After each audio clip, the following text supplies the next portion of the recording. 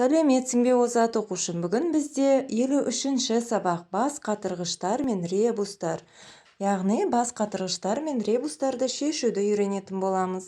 Бақта не өсірілді, бақшада ше, суреттер салынған шаршыларға қара, не байқадың дейді.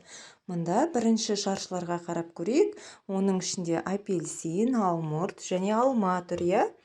Және де астында ортаңғы қатарында алма, апельсин, алмұрт, одан кейін алмұрт, алма, апельсин. Үшеуі орындары ауысып әр қатарда орналасқан. Яғни бұл бақта өсетін жемістер екен, иә? Бақта өсетін жемістердің барлығы ағашта өсіп тұрады, иә? Енді екінші шаршыға қарайтын болсақ, бұл жерде көкөністер бейнеленген. Қызанақ, қияр, бұрыш. Оның астында қияр, бұрыш, қызанақ. Одан кейін бұрыш, қияр тұр, ортасында сұрақ белгісі тұрған жерге қандай көкөніс жетіспейді, соны тауып көрейік, иә? Яғни бұрыш тұр, қияр тұр, қызанақ жетіспейді екен, иә? Сұрақ белгісі тұрған бос орынға қызанақты қоямыз. Бұл бақшада өсетін көкөністер екен.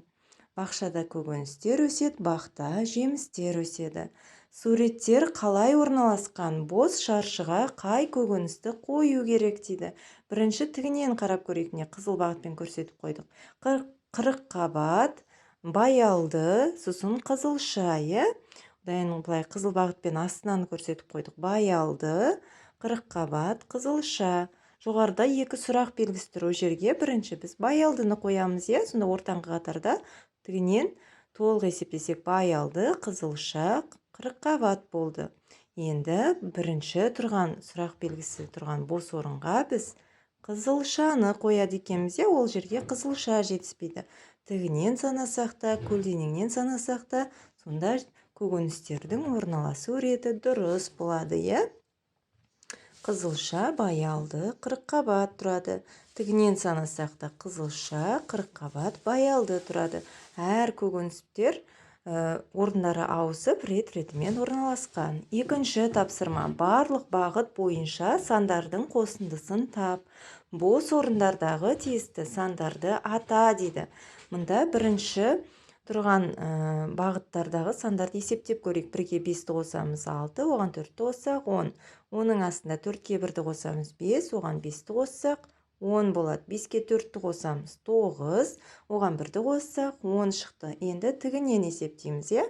1-ге 4-ті қосамыз 5, оған 5-ті қоссақ 10. 5-ке 1-ті қосамыз 6, оған 4-ті қосамыз 10 шықты. 4-ке 5-ті қосамыз 9, оған 1-ті қоссақ 9 болады екен. Көлденеңнен де тігінен де есептесек, барлығының қосындысы 10-ға тең болады екен, әр қатардағы сандардың қосындысы. Енді ортасындағы шаршыларды қарап, сол жердегі бос орындарға тиісті сандарды қоямыз. Ең бірінші қатарда 2, 3, 4 деген сан тұр, қосындысы 9-ға тең.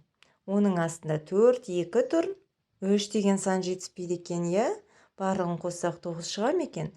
4-ке 2-ні қосамыз 6, оған 3-ті қосамыз 9 болды. Оның астында 3 пен 4 тұр, 2 деген сан жетіспейді, бос орынға 2-ні қоямыз.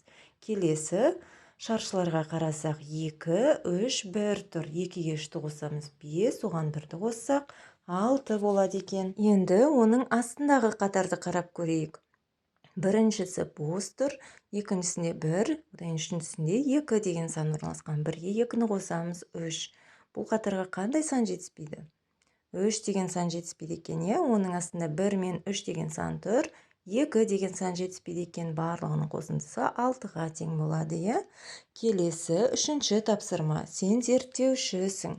Математикалық ребустар қандай сандар жасырылғанын тап дейді.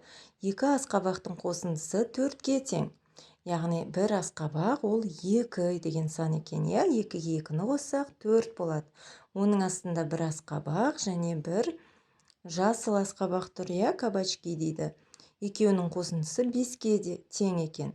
Яғни біз жаңа үлкен сары асқабақ ол 2 деген сан, ал 2-ге қандай санды қосқанда 5 шығады. Сол кезде жасыл асқабақта жасырынған санды табамыз. 2-ге 3-ті қоссақ 5 болады екен, Сонда жасыл асқабақта жасырынған сан 3 екен. Ал сары асқабақтағы жасырынған сан 2 болады екен. Осылай біз математикалық ребусты қандай сан жасырынған тауып шешіп алдық. Келесі 4-ші есеп. Математика күнделікті өмірде көкөністерді себеттерге қалай салуға болады? Бірінші себетте 10 килограмм қызанақ тұр екен. Жәшікте, соларды астындағы 2 себетке саламыз. Теңдей бөліп салсақ, 5 килограммнан шығады, 2 себетке. 5 килограмм біріншісіне, 5 килограмм екіншісіне саламыз қызанақтың. Сонда екеуін қосқанда барлығы 10 килограмм болады. Екінші жәшікте 9 килограмм қияр тұр екен. Осы 9 килограмм қиярды біз 3 себетке бөлеміз. 3 себетке теңдей бөлсек, әр қайсына 3 килограмм қиярдан болады екен, я? Енді тексеріп көрейік. 3-ке 3-ті қосамыз. 6, оған 3-ті қоссақ 9. Дұрыс бөлдік. Мінекей озат оқушым, біздің бүгінгі жаңа тақырыбымыз осымен аяқталды. Түсінбеген сұрақтарың болса, комментарий бөліміне жаза кете ғой.